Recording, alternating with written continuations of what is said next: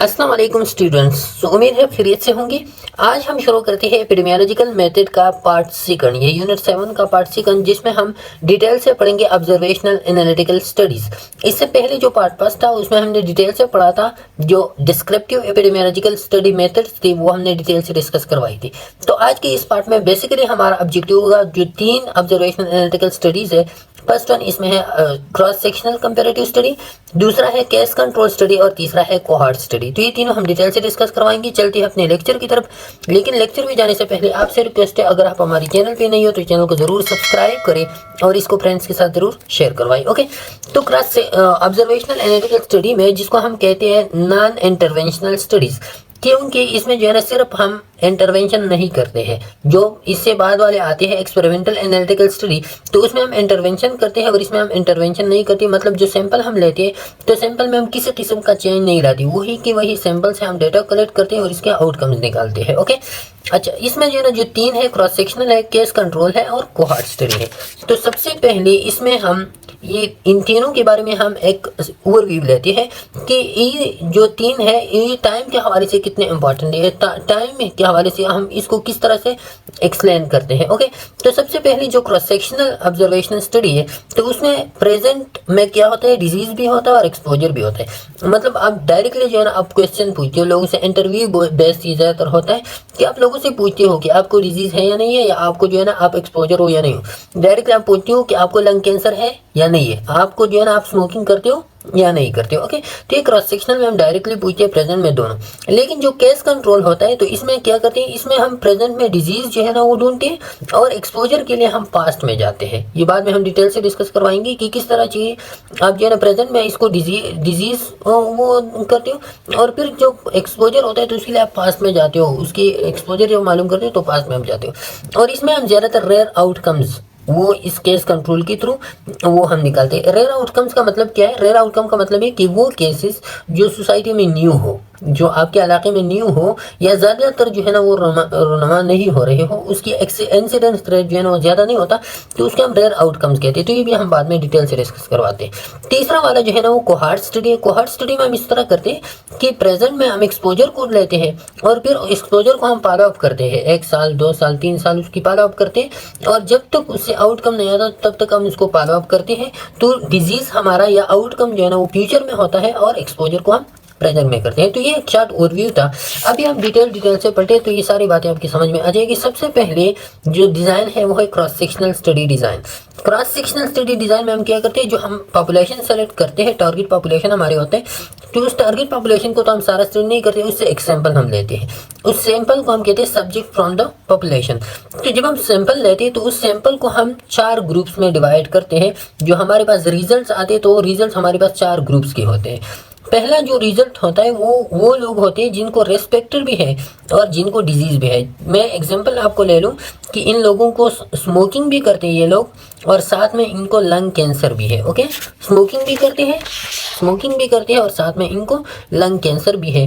तो ये रेस्पेक्टर भी और डिजीज भी है। दूसरा जो आता है तो उनको रेस्पेक्टर नहीं है, मतलब नो स्मोकिंग, लेकिन लंग कैंसर पेशेंट है, डिजीज़ है इनको। तीसरा जो ग्रुप बनता है तो वो रेस्पेक्टर तो मौजूद है, स्मोकिंग है, लेकिन लंग कैंसर जो है ना इन लोगों को नहीं है। और चौथा जो है ना वो है वो ग्रुप है जिनको न रेस्पेक्टर है, मतलब न स्मोकिंग करते हैं और न इनको लंग कैंसर है। तो ये हमारे पास चौथा ग्रुप हो गया। ये आउटकम्स है हमारे पास आते क्रॉस सेक्शनल स्टडी में। ओके, अब क्रॉस सेक्शनल स्टडी हम किसे कहते हैं? और क्रॉस सेक्शनल स्टडी में the prevalence of health outcomes or determinants of health or both in population at a point in time और over short period of time.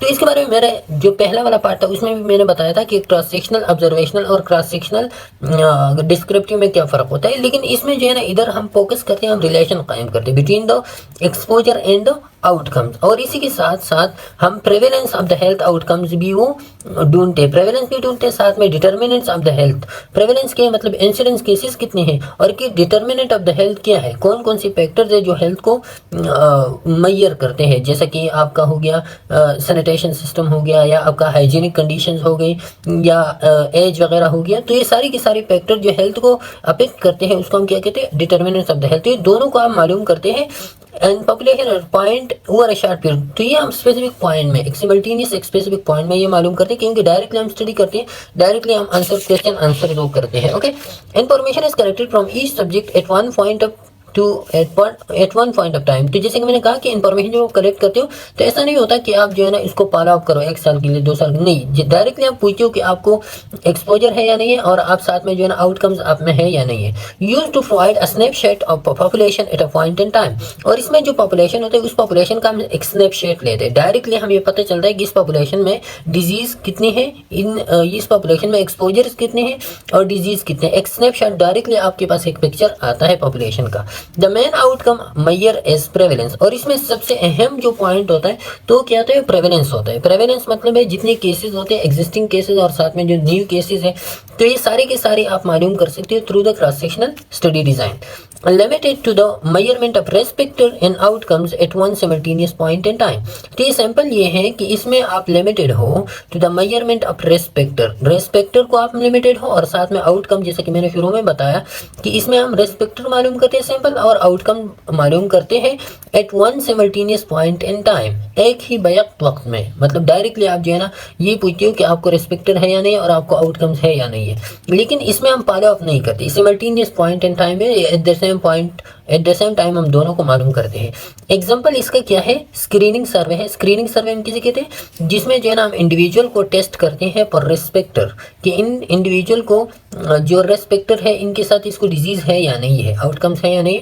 तो डायरेक्टली जो स्क्रीनिंग सर्वे होता है वो भी क्रॉस सेक्शनल स्टडी के through होता है। दूसरा जो है ना नॉलेज एप्टीट्यूड एंड प्रैक्टिस सर्वे। तो ये क्या होता है, नॉलेज एटीट्यूड एंड प्रैक्टिस सर्वे। इसमें जो है ना जो इंटरवेंशन हम करते हैं या जो इंफॉर्मेशन हम सोसाइटी को देते हैं या जो नॉलेज हम देते हैं, जो एजुकेशनल प्रोग्राम्स हम अरेंज करते हैं, तो फिर उन लोगों की रिस्पांस हम देखते हैं कि उधर जो इंटरवेंशन हमने की थी या जो नॉलेज हमने जो प्रोग्राम हमने अरेंज किया था, उन लोगों ने उनसे कुछ अखज़ किया है या नहीं किया है, और उन लोगों को अगर एजुकेशन देना चाहिए या नहीं देना चाहिए, तो हम knowledge attitude and practice test से जो है ना वो हम मालूम करते हैं। ओके, अच्छा, इसका प्रोसीजर क्या है, तो प्रोसीजर सिंपली ये जो मैंने पहले भी बताया, टारगेट पॉपुलेशन हम लेते हैं, उस टारगेट पॉपुलेशन हम सैंपल लेते हैं। सैंपल में जब हम सैंपल लेते हैं तो सैंपल से हम डेटा कलेक्ट करते हैं, और वो डेटा हमारे पास 4 ग्रुप्स में आते हैं। पहला वो वाला ग्रुप जो एक्सपोज भी हो, डिजीज भी उनको हो। दूसरा वो ग्रुप जो एक्सपोज नहीं हो लेकिन उनको डिजीज हो। तीसरा वो ग्रुप जो नहीं एक्सपोज हो लेकिन डिजीज हो।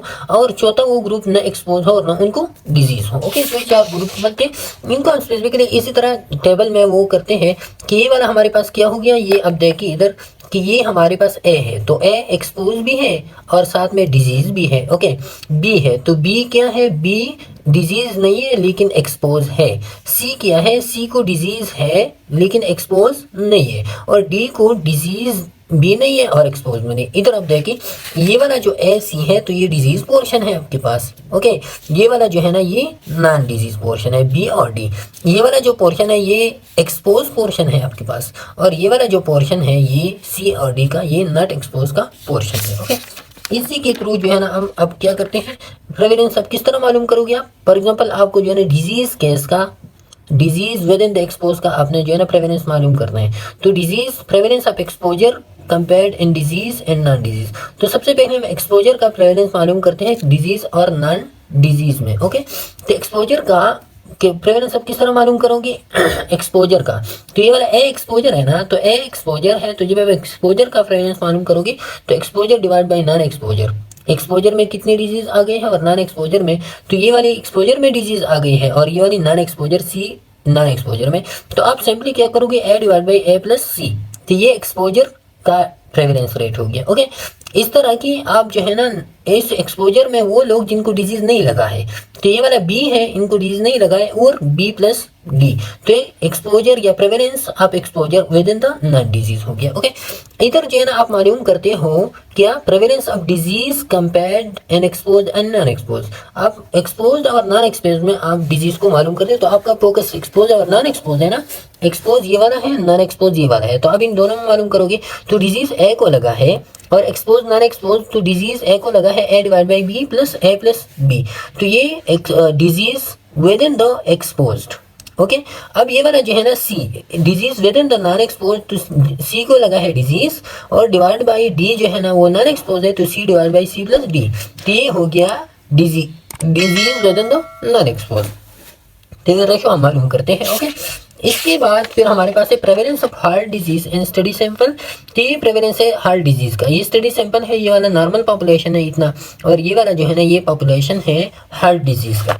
इधर prevalence of risk factor in study sample, तो जितने रिस्क फैक्टर है उनकी प्रेवलेंस जब हम चार्ट में या टेबल में शो करते हैं तो हमारे पास ये देखिए, ये सेडेंटरी लाइफस्टाइल वाले लोग हैं, ये स्मोकिंग वाले लोग हैं, ये पुअर डाइट वाले लोग हैं, और ये अल्कोहल वाले लोग हैं। तो ये जब आउटकम्स हमारे पास आते हैं, जब हम डेटा को कलेक्ट करते हैं थ्रू क्रॉस सेक्शनल स्टडी, तो हम इस तरह की टेबल पर बना सकते हैं कि इतने लोगों को जो है ना वो इतने लोगों की जो है ना डाइटरी सेडेंटरी लाइफस्टाइल है, इतने लोग जो है ना स्मोकिंग करते हैं, इतने लोग अल्कोहल, इतने लोग जो है ना पुअर डाइट में होते हैं। ओके, ये फिर हमारे पास होते हैं। अच्छा, अब क्रॉस सेक्शनल स्टडी डिज़ाइन की अब आउटकम्स एडवांटेजेस किया है और डिसएडवांटेजेस किया है, तो इनको हम पढ़ते हैं। सबसे पहले क्रॉस सेक्शनल स्टडी डिज़ाइन का जो एडवांटेज है वो है outcome exposure measure at the same time. तो हमारे पास बहुत बड़ा बेनिफिट होता है कि इसमें हमको फॉलो अप नहीं करना होता, हम सालों सालों के लिए उसका स्टडी नहीं करते, लेकिन डायरेक्टली हम पूछते हैं कि आपको डिजीज़ है या नहीं है, और आपको एक्सपोजर है उस चीज़ को या नहीं हो। अब जैसे कि आप पूछते हो डायरेक्टली कि आप स्मोकिंग करते हो या नहीं करती, साथ में जो है ना आपको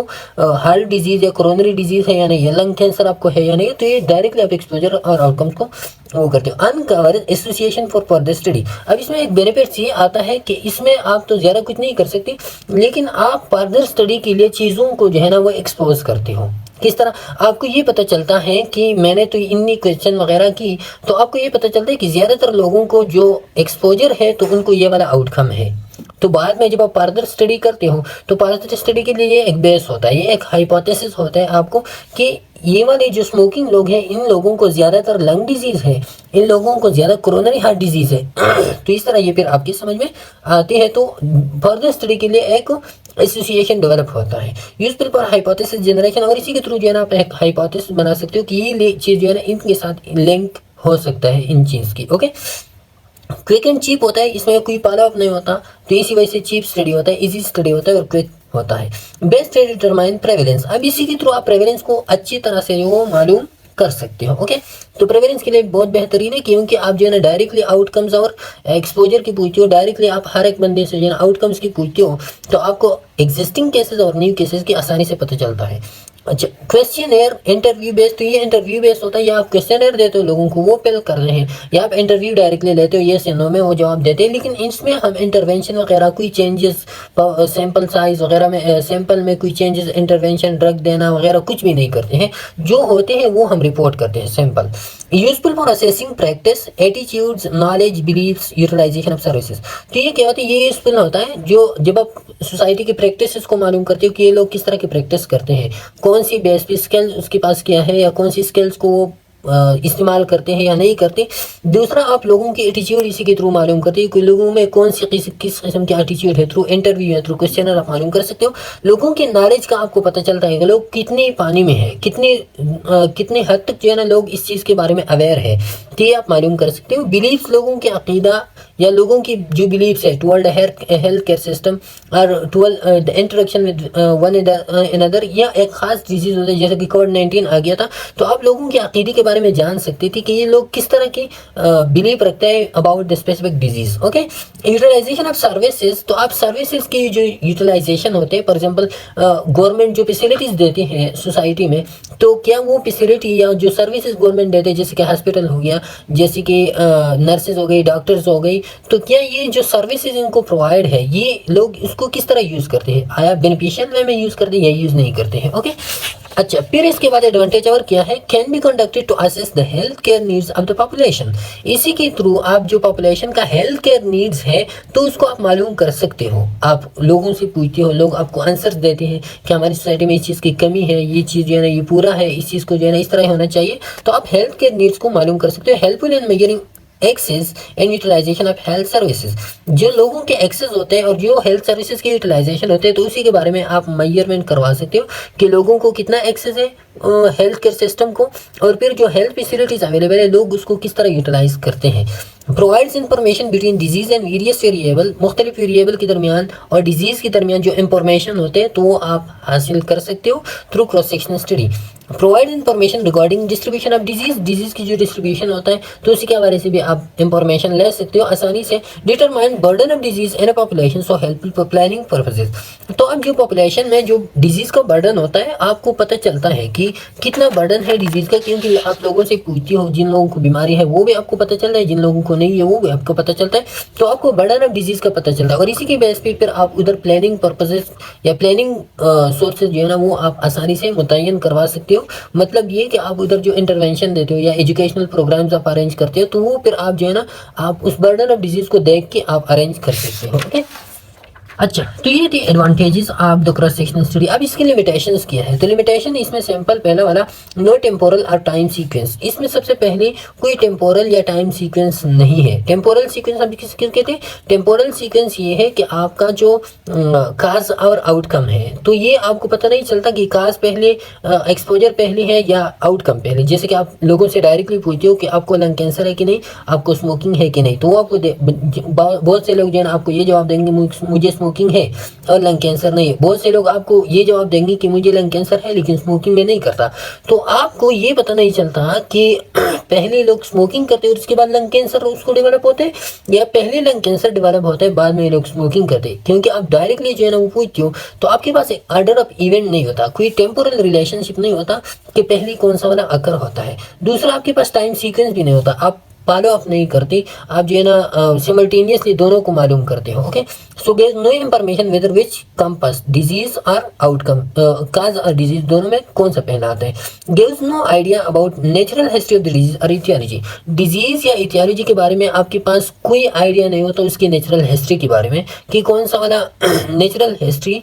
gives no idea about natural history of the disease और इथियोलॉजी। जो डिजीज है और या जो इथियोलॉजी है तो उसके बारे में आपके पास कोई आइडिया नहीं होता, क्योंकि आप उसके बारे में जानने की कोशिश नहीं करते, आप पास में नहीं जाते, आप लोगों की शुरुआत से आप शुरू नहीं करते कि कहाँ पे उनको एक्सपोजर लगा है। तो आप डायरेक्टली पूछते हो आपको डिजीज है या नहीं है, आपको एक्सपोज आप हो इस डिजीज का या नहीं, तो इसी से आपको नेचुरल हिस्ट्री का पता नहीं चलता। Gives no measure of new cases occurrence. आप न्यू केसेस का भी आपको पता नहीं चलता कि आइंदा कौन कौन सी केसेस जो है ना वो आने वाले हैं, क्योंकि आप एग्जिस्टिंग के बारे में डायरेक्टली पूछते हो। Not useful for rare exposure and rare outcome. तो ये आप याद रखिए कि नहीं, ये रेयर एक्सपोजर के लिए है ना रेयर आउटकम्स के लिए।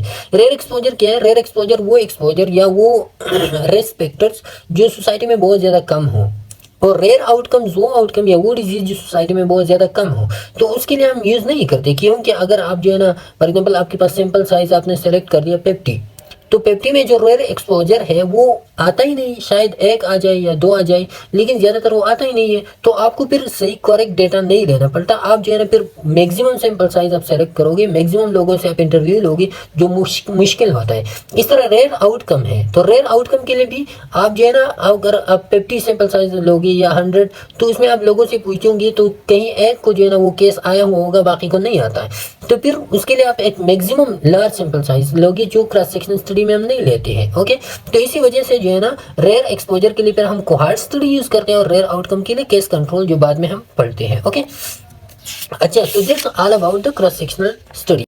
अच्छा, इंशाल्लाह फिर नेक्स्ट लेक्चर में हमारा डिटेल डिस्कशन होगा अबाउट द कोहॉर्ट स्टडी। तो आज के लिए इतना ही था, इंशाल्लाह नेक्स्ट लेक्चर पे मुलाकात होगी, तब तक के लिए इजाजत दीजिए, अल्लाह हाफिज़।